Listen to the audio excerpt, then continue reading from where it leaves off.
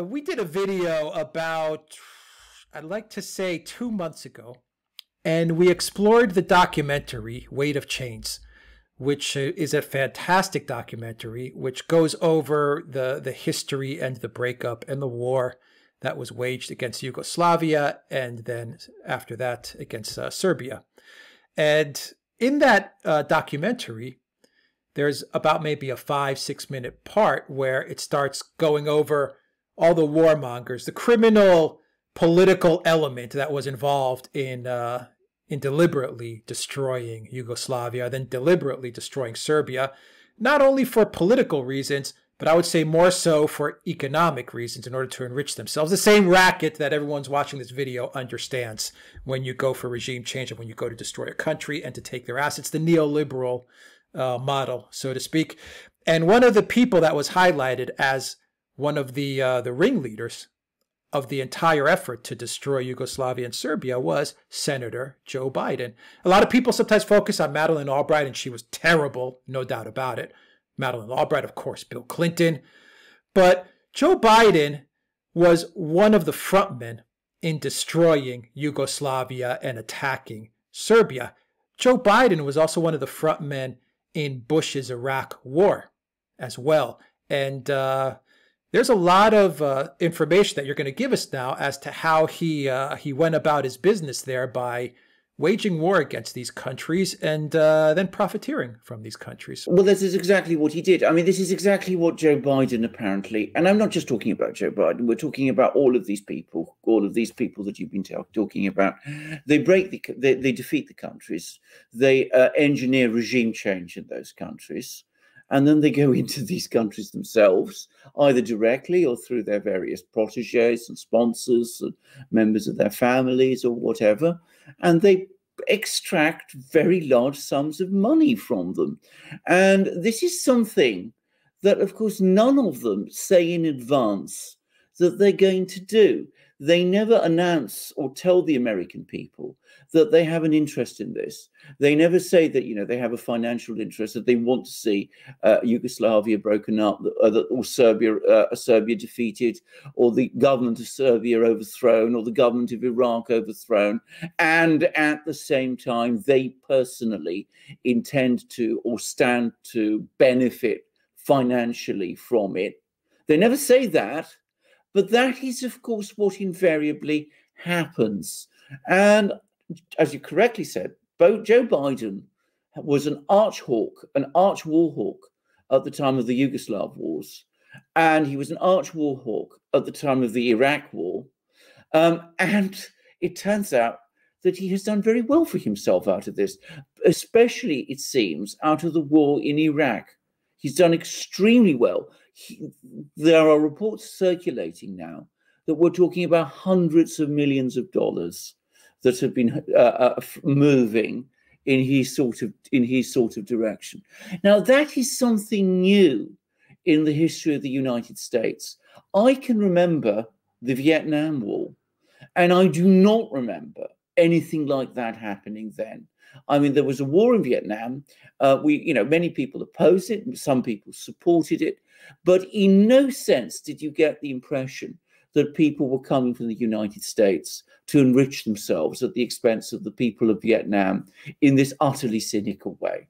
And now it happens all the time. It's happened in Serbia and in the Balkans, not just Serbia. Serbia, in some ways, easy just because it's retained a semi-independence, but other parts of the Balkans to an extraordinary degree, Kosovo to an extraordinary degree, Iraq to an extraordinary degree. It's also happened in Afghanistan, and Afghanistan, where trillions of dollars have gone.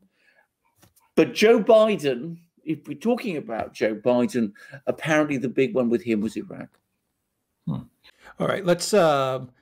Before we move to Iraq, I want you to go a little bit deeper in Iraq. Let me read you something from James Chatras, who did a piece on Biden's involvement in Serbia and Iraq.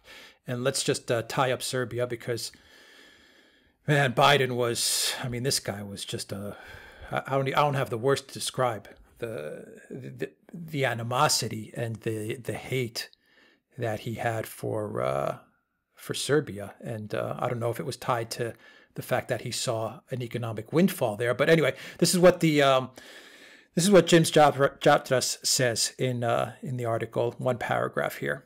Joe Biden was the primary sponsor of the March 1999 Kosovo War authorization for military action against Serbia and Montenegro, the Resolution 21.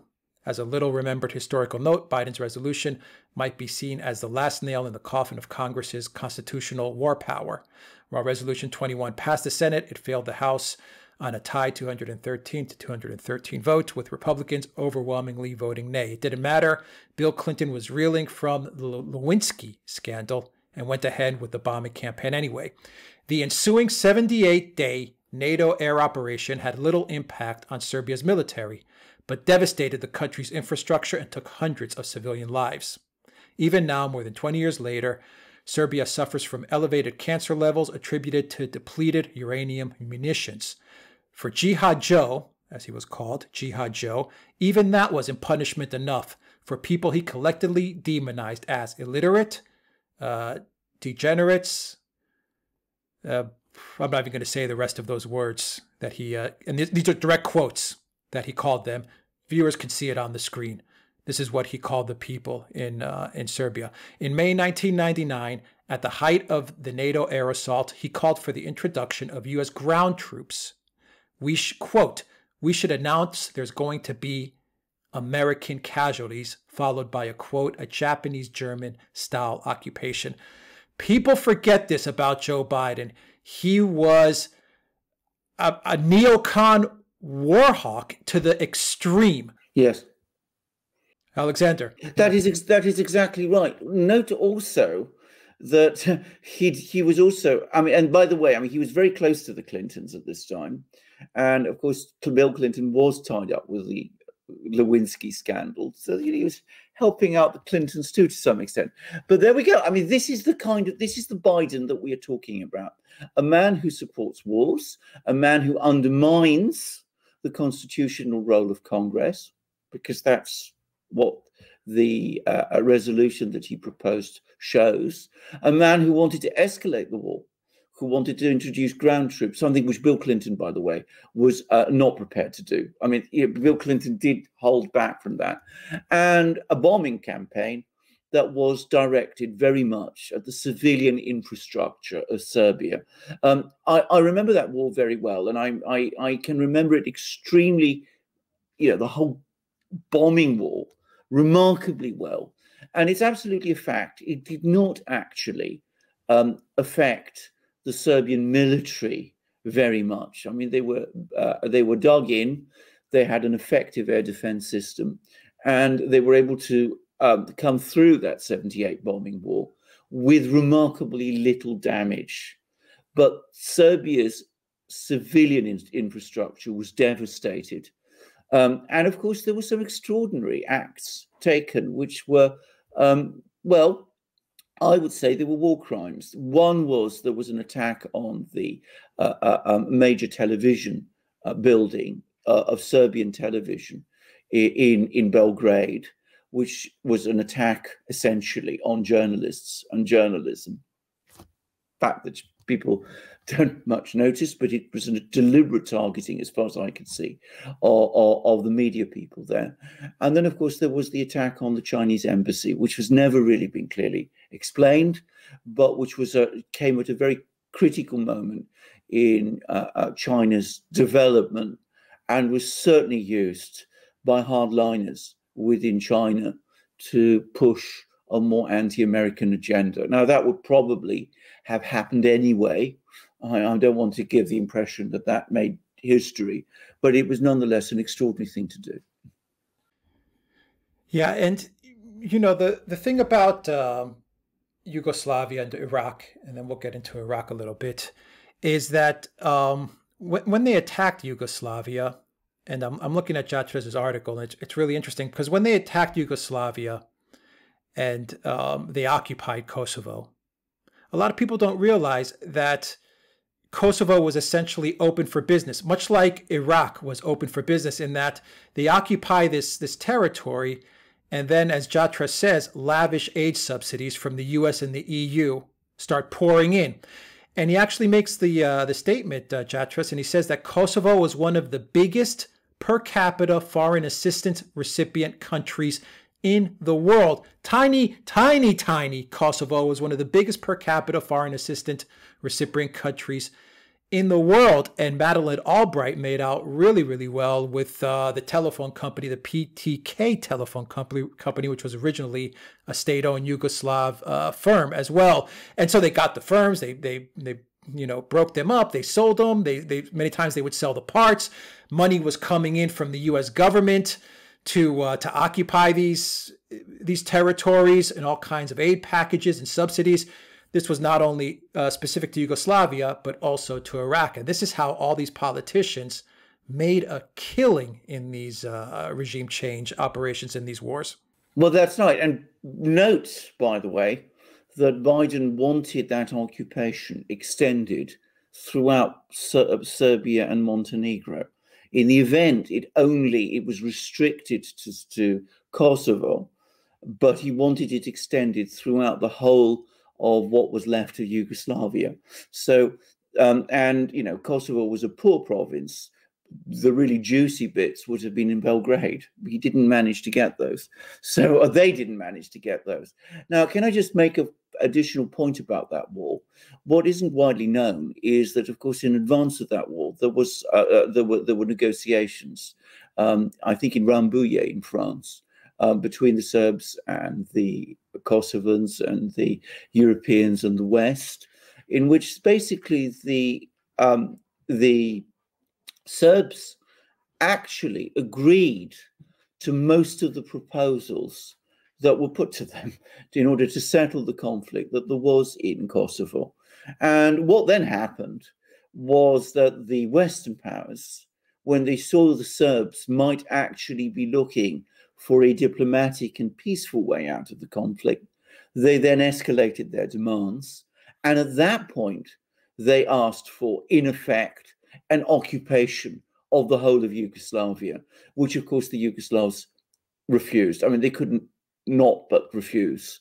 And there was then this 78-day war, which was supported by Biden in this extraordinary inflammatory language. The military side of it didn't go very well. But eventually what happened, and the way it was settled, was that the Western powers quietly returned to the proposals that had essentially been agreed at Rambouillet. So they went back to what the Serbs had originally said they would agree to. Then, of course, they sent their troops into Kosovo, and then they broke the agreement. They broke the whole basis of the agreement that they had reached, and the UN Security Council resolutions that followed, which had insisted that Kosovo would remain a province of Serbia. That was in the Security Council resolutions, but they simply violated those. Yeah, and perhaps the biggest destruction of a country occurred in Iraq and the Iraq War, George Bush's Iraq, and Biden was a huge, the biggest supporter of that war from the Democrat side. I mean, he was perfectly aligned with the Dick Cheneys and the John McCains and all these guys. The initial costs, they said, of that war they estimated, the U.S. government and the military estimated that it would cost 60 to 138 billion. Obviously, we now know that it wasn't anywhere close to those figures. Yes. And of course, it didn't just destroy Iraq. It also led to the creation of all these terrifying terrorist movements, not least of which was ISIS. And by the way, that was completely predictable, and was not just predictable, it was predicted. I mean, people who were familiar with that part of the world. I can remember back in 2002 listening to all sorts of people who knew the region, academic people, people who'd studied it, people who traveled to Iraq, people who would go to Iraq, and they would say, yes, Iraq is a terrifying dictatorship. Saddam Hussein is a brutal dictator, But don't go there. Don't invade the country. If you invade the country, it will fall apart. There will be chaos, and terrible things will come out of it. You know, this is absolutely not something you do. You may think that Saddam Hussein is a terrible man, but that doesn't give you the right to invade his country, and it certainly doesn't give you the right to overthrow him in the way that, you know, they did. That, you know, George Bush and Tony Blair, let's never forget him, did. And not just Tony Blair, but, you know, Tony Blair's fellow neoliberals, Biden and co. They all wanted to see it. Without their support, it would never have happened. I can well remember that some of the most cogent and effective opponents, both in the United States and in Britain, were conservatives. Obviously, in Britain, there were left-wing figures like Robin Cook, who, you know, who was a former Labour cabinet minister who left the Labour cabinet to oppose the war. But there were also conservatives like Kenneth Clarke, who had, you know, at one point been the Conservative Chancellor or Finance Minister. And in the United States, the most articulate people who opposed the war, the most consistent opponents of the war in Iraq, were conservatives also. And the reason they opposed it was because they sensed that it was wrong, both you know, on legal and moral grounds, but they also sensed that it would end in a debacle for the Western powers and for the United States. And I also remember that the most vigorous and vehement supporters of the war, both in Britain and in the United States, were people on the neoliberal left. Tony Blair and his various acolytes, including most of the media, including most of the left-wing media in Britain, and of course Joe Biden and people like him in the United States. They weren't just the most vehement, they were the most ferocious. Yeah, true statement. It always comes from the neoliberal left. Yes. The neocons and the neoliberal left, and now they've dropped all their masks and they've just kind of merged into one, which is why the neocons completely support the Biden campaign, all of them across the neocons who are not conservatives. Let's be absolutely clear about that. They're not interested in conservative. They're not people who support conservative policies or principles or values. They support a very aggressive foreign policy, which they want the US and the Western powers to follow. And if that comes with a radical leftist domestic policy, they're fine with it. They don't mind if it means, you know, all kinds of constitutional innovations in the United States, which we've discussed at length in various programs that we have done.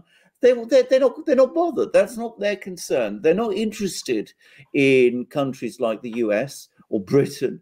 They're interested in what goes on in other countries that they want to see changed. And why do they want to see them changed? Well, for many reasons, obviously, because they're playing their various intricate geopolitical chess games. But in the case of many of them, and we've seen that now, there is a vast economic benefit also for them personally, which again was something which at the time in 2002 we didn't know. And here I'm afraid there is still a huge amount of uncertainty and lack of clarity, because we're only now starting to get the true feel for what went on in Iraq after the invasion happened. But, you know, I've heard things now from people, well, from information coming out, that hundreds, thousands of millions of dollars went out of Iraq after the war, and much of that money ended in the United States and Britain and places like that, and all sorts of people benefited. And there's been suggestions that one of those was Joe Biden, and the extent to which that happened is just off, you know, on a scale that dwarfs what we've talked about in other broadcasts about Ukraine, and of course Yugoslavia. I mean, it's on a completely different level to that. Yeah, that's why we do these programs. And of course, we haven't even gotten into Libya and Syria and the fact that Libya is gold. Where did that go? I mean, there's just it's the amount of money and the riches from. They're looking increasingly like pirate raids. I mean, this is something which I should say has surprised me. I didn't think that at the time, but it looks like, you go into a country, you come up with all kinds of, humanitarian rhetoric to justify your invading it. You invade it and then you despoil it. I mean, it doesn't matter if it's shattered or broken afterwards. But what you're really all about is making yourself rich. Not obviously, when I say rich, I don't mean the people of the United States. I don't mean the people in Britain. I don't mean the people whose sons and daughters have to go out in the military and do these things. I'm talking about the people who are behind these walls. And this is something which I confess I'd only come to realize very recently. It took Russiagate and the investigations that have followed Russiagate to open all that up. But now we're seeing it in much more detail than we've ever seen it before. Yeah, that is why Trump is such a dangerous person to all these globalists and neoliberals and these elitists, is because all the masks are coming off, and Trump has a talent for exposing all of this, the swamp. The important thing to understand about Donald Trump, and it's something that I had not appreciated until recently, and it has surprised me again, the extent to which it is the case, given that he's built up his business in the hospitality and construction industries, which are frankly not for the squeamish, is that he is in no sense a corrupt man, and nor is any member of his family. Now, in a country, in a place where everyone is corrupt, the person who is not corrupt is hated and feared by all the others. That is an iron rule. I mean, I can remember this very well when I lived for a time when I went and thought of doing a business in a certain country. I'm not going to name it.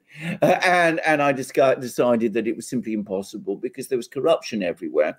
And that if I tried to work there as an honest person, I would very, very quickly get into trouble.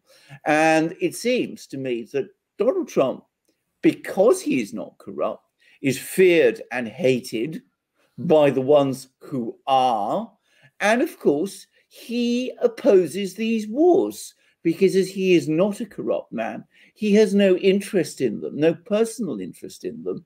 And he sees that they're not good for the United States. So that's the difference. That, I think, explains a lot of the hostility to him. It's taken the investigations that have been directed at him. Oddly enough, they've had that effect. They've established conclusively that neither Donald Trump nor his son, Donald Trump Jr., are in any way corrupt at all. Yeah, well said. All right, we will leave it there. Alexander, thank you very much, guys. Check us out on BitChute, on ODYSEE. Also, go to our Discord server. Our Discord server, you'll find a link in the description box down below. It has all the information of everything, plus it has chats on politics, geopolitics. I'm in there as well, and everyone's chatting and talking about stuff. And you get notifications all the time when we put up something new. You always get the notification no matter what. So every time a video goes up, you will be notified when you're joined into the Discord server as well. And please subscribe to us on Subscribestar and also Patreon. We're going to be putting out all kinds of content and ebooks and all kinds of great things, discounts to the shop when you're subscribed to us there. And your help is greatly, greatly appreciated, because when we do videos like this, we run the risk that they're going to come down hard on us. But it's just really hard to not report this stuff, because the world can't take another 4 years of these wars. And that's exactly what a Biden-Harris, even a Harris presidency is going to do. We're going to end up in a lot more wars, and it's just going to be an awful nightmare. Absolutely right. That's exactly so. And that's why we continue to make these programs, though doing so is not easy. Not easy at all. Can I just also again quickly remind our viewers of our shop and our wonderful things there, our amazing magic mugs, this one with the flag of the United States, which you see there. You see that I'm wearing a shirt, one of our amazing t-shirts, where this comes with the flag of the United Kingdom. And we've got hats like this one, and this has got the flag of Britain. And we've got hats and mugs and shirts and hoodies with the flags of many countries. So if you come to our shop, you can find all of those. They're of the highest quality. The feedback we get about them is amazing. And you support our channel by coming and buying from our shop in that way. Do you have a patriotic legacy there? I certainly do. Here it is. All right. And there's a contest that we're running for the patriotic legacy very quickly. It's you get 20% off when you go to the patriotic legacy website. The contest is for a Black Patriot Beacon 3, that exact flashlight, not the one that Alexander has right now with them, but the same one. And you also get a Duran shirt. If you win the contest, you get the black Duran shirt with our logo on it right here. So you'll be seeing a picture of that right now on your screen.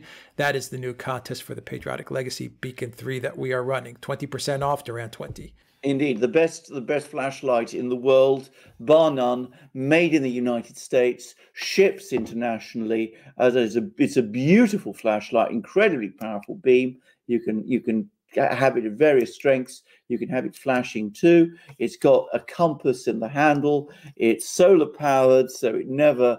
It's always there for you. You can use it as a tool. You can use it as a hammer. You can cut people's out of their seat belts because you've got a seat belt cutter there, and it's even got an alarm. So you can. Sorry, it's here. This is the alarm. You can have the alarm, and it makes this extraordinary, wonderful noise which attracts people, including my dogs, by the way. So the other thing about it is that it is beautifully made.